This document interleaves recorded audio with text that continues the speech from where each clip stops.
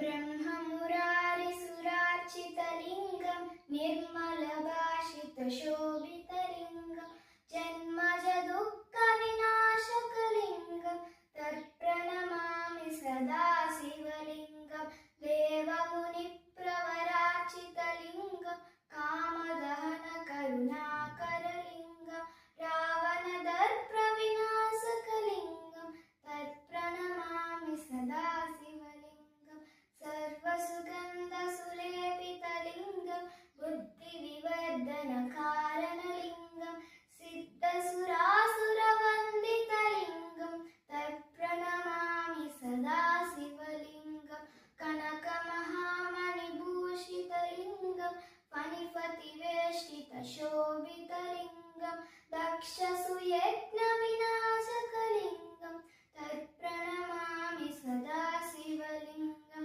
कुङ्कुमचन्दनलयकितलिङ्गं पङ्कजहारशुशोभितलिङ्गं सञ्चितपापविनाशकलिङ्गं तत्प्रणमामि सदा शिवलिङ्गं देवगणार्चितसेवितलिङ्गं भावैर्भक्तिभिरेव च लिङ्गं दिनकरकोटिप्रभाकरलिङ्गं तत्प्रणमामि सदा शिवलिङ्गम् अष्टदलोपरिवेष्टितलिङ्गं सर्वसमुद्भवकारणलिङ्गम् अष्टदरिद्रविनाशकलिङ्गं तत्प्रणमामि सदा शिवलिङ्गं सुरगुरसुरवरपूजितलिङ्गं सुरवनपुष्पसदार्चितलिङ्गं परमपदं परमात्मकलिङ्गं तत्प्रणमामि सदा शिवलिङ्गम्